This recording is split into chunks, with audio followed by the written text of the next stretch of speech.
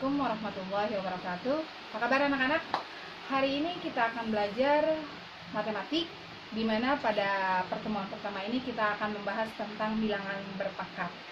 Kalian tentu sudah tidak asing dengan bilangan berpangkat karena kalian sudah mempelajarinya ketika kalian kemarin pada kelas 4, 5, 6 baik SD maupun MI. Dimana kita tahu bahwa bilangan berpangkat itu adalah perkalian yang berulang. Jadi seperti di sini definisinya 2 pangkat n, yaitu berarti sama saja dengan a pangkat n sama dengan a dikali a dikali a dikali a, dimana a itu bilangan pokok, terus kemudian n-nya pangkat atau yang disebut dengan eksponen. Nah, contohnya misalnya contoh di sini ada 2 pangkat 3. Artinya apa? Yaitu 2 kali 2 dikali 2.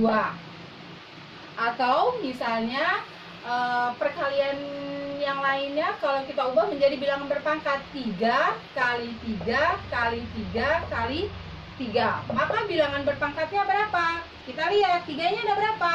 Ada 4, berarti 3 pangkat 4. Yang mana yang namanya bilangan pokok? Nih, bilangan pokoknya. Atau basis. Eksponen atau pangkatnya yang mana? Nih, 3. Nah, kalau pertanyaannya hasil dari 2 pangkat 3, maka kita hanya tinggal menghitung dari perkalian berulang tadi. 2 kali 2 kali 2 sama dengan 8. Gitu.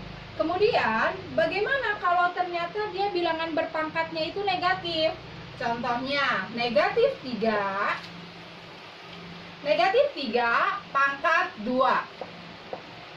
Pangkat 3 ya. Pangkat 3. Maka, negatif 3 dikali negatif 3 dikali negatif 3. Negatif 3 dikali negatif 3 itu 9. Dikali, nih sisanya negatif 3. Maka jawabannya negatif 27. Ada yang perlu kalian perhatikan pada bilangan berpangkat. Jika bilangan berpangkat itu pangkatnya ganjil, ini 3, pangkatnya ganjil, maka hasilnya itu negatif. Tapi, akan tetapi, kalau negatifnya itu pangkatnya genap, contohnya negatif 2 pangkat 4, maka negatif 2 dikali negatif 2 dikali negatif 2 dikali negatif 2. Maka negatif 2 dikali negatif 2 sama dengan 4 dikali negatif 2 dikali negatif 2 juga 4. Maka 4 dikali 4 itu 16. Jadi yang perlu kalian ingat, pada bilangan negatif itu, jika pangkatnya itu ganjil, ini ganjil, maka menghasilkan bilangan negatif hasilnya. Kalau pangkatnya genap, ini genap, pangkat 4, maka hasilnya itu pasti positif. Nah, kemudian yang selanjutnya, sifat-sifat bilangan berpangkat. Nih, sifat-sifat bilangan berpangkat. Yang pertama, A pangkat N dikali A pangkat M. Ini perkalian ya. Kalau perkalian pada bilangan berpangkat, maka pangkatnya itu ditambah. N ditambah M. Ini pangkat N, ini pangkat M. Jadi ditambah. Contohnya misalnya 4 pangkat 2 dikali 4 pangkat 3. Maka 4, 2 tambah 3 berapa? 5. Jadi kalau dalam perkalian pangkatnya ditambah. Nah, sifat yang kedua bilangan berpangkat adalah 2 pangkat M dibagi 2 pangkat M. Kalau dibagi dalam bilangan berpangkat, maka pangkatnya dikurang.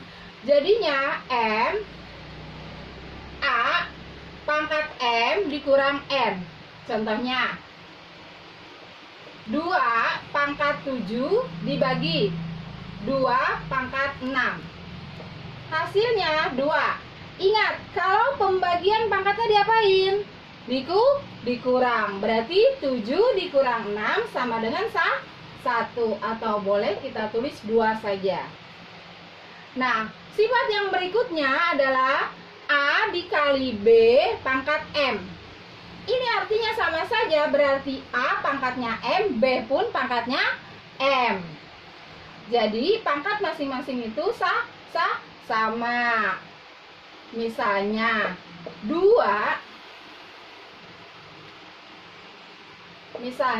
2 pangkat 2 dikali 2 pangkat 4. Artinya 2 pangkat 2 sama dengan 2 pangkat 4. 2 pangkatnya 4. 2 yang berikutnya juga pangkatnya 4.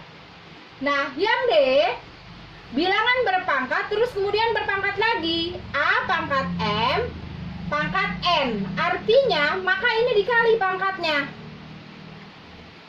Jadi kalau pangkatnya di sini 3, di sini 2, berarti 3 dikali 2. Jadi kalau dia berpangkat terus ada pangkat lagi, maka dia dipangkat, atau dalam bahasa kamu itu buka kurung.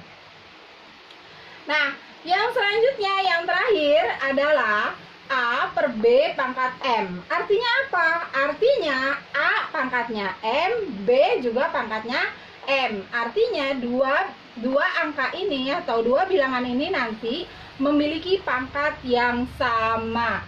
Nah, anak-anak, itu tadi dia tentang bilangan berpangkat. Mudah-mudahan kalian bisa memahami karena ini sifatnya mengulang materi yang sebelumnya. Sekian penjelasan dari Ibu. Untuk latihan soal nanti akan Ibu berikan.